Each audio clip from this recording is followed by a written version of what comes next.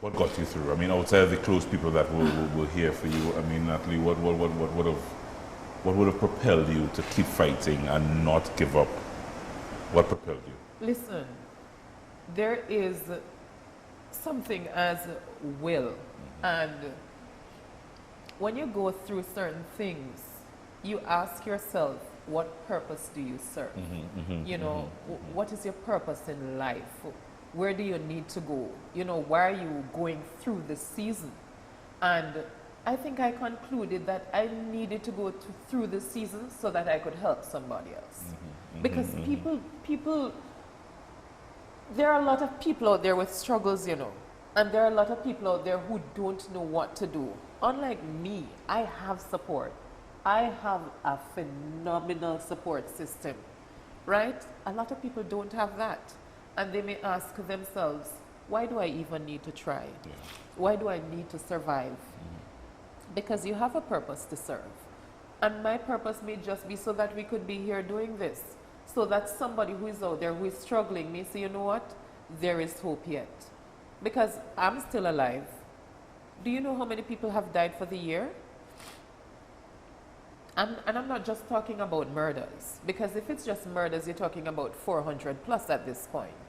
But do you know how many people have died? We are still here, and we can't discount that. And we must be here for a reason. There are so many people who have died, some of them as healthy, probably never been to a doctor a day in their life, but have made it through all of that. So if God found it necessary to bring me through all of that, who am I not to fight for it? I have to fight for it. And so for this year, for 2017, my motto is so simple.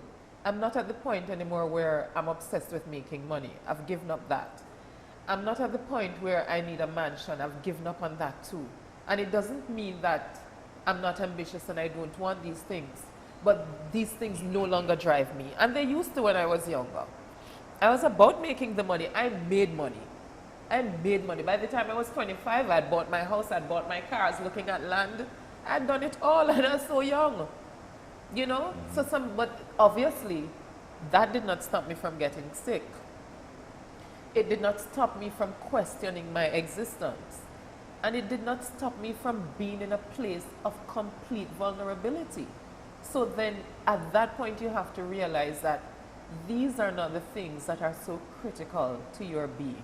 There has to be a higher purpose that you're called to serve. And I had to find mine and find it through this journey. You went home? I packed up house. Why did you come back to Trinidad? I didn't actually, I went home, but I did not go home to stay. Because when I got sick, I packed up everything. I gave up the house that I was renting. Typical me, you know me, if I'm doing something, I'm committed to it. I sold all the furniture. And I moved in with Auntie Alison and Geddes. And, you know, just while I was there, I was like, okay, Natalie, you know, you need to go home. And I think it's a comfort zone for me. It's okay if I'm in a position where I can't help myself, I need that familiarity, I need that support. But then I realized that you had it here. I had people who were rooting for me who didn't even know me. Yeah. You know what I mean? So here are people who were more than willing to help me, who were willing to hold my hand through this period. So I was like, you know what, probably this is where I need to be. So I went home and I came back. And I came back. It's not that I couldn't stay home. My parents were happy to have me because they never agreed with me coming in the first place. They didn't see the need for me to go to Trinidad and Tobago. You know, a lot of times you hear people say, you know, Jamaicans, they come here for a better opportunity. I didn't really come here for a better opportunity. I came here because I was young and I'm adventurous. You know, there was absolutely nothing wrong with my life in Jamaica. If I'm to compare my financial status there and here, I did better there. You know, but in terms of the support system, I'm equally able.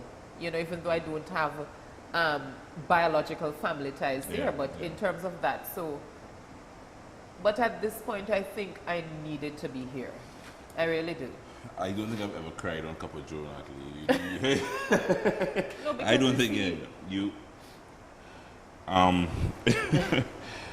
You, the strong voice that we hear on the airwaves is a voice that I recognize is a voice of power, a voice of will, Yep. a voice of never say die. And that was even before I said we worked together, before I got to even, you know, get a little piece of you and interact with you. Yeah. And there was just something about you that I knew was very, very special. More convinced now more than ever. How are you now? How are you now? Ah. Okay, this is the part where we can relax a little bit and laugh. I am doing better. Yeah. I you know, it's a matter of adjustment. Yeah. And I have adjusted to my new reality. A lot of people don't. And I think that's what kills them, because we constantly try to recapture what we had before. Even as adults, you know, we want back the old time days. Yeah, we want to get we back want young. back the days where children played outside. Yeah. We want back the days where, you know, adults and children didn't mix in certain kinds of ways. But we have to recognize that life is an evolution and we get past certain things, and try as we might, you better start learning to accept today this rain that's falling outside, you and I sitting here. And it's not that you don't hold your values, you hold on to them. But things must change. It's inevitable. You understand? Things must change, and the quicker we realize that, the easier it will be for us to move forward.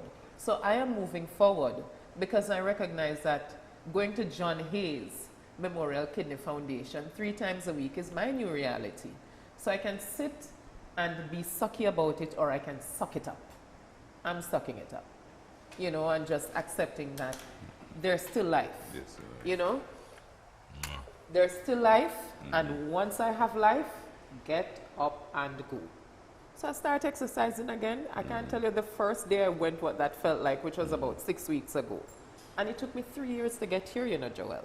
It wasn't, I got sick in 2014 and by 2015 I was back up. I tried, because you know me.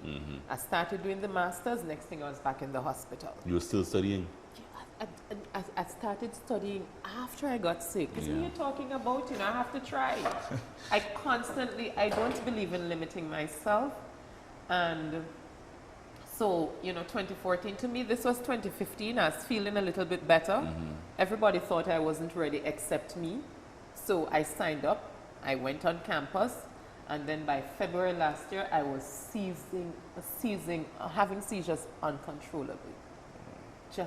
It was so bad. And the great thing about it, out of every bad thing comes good. I don't remember it all. I don't remember it. People have to tell me what happened to me that season.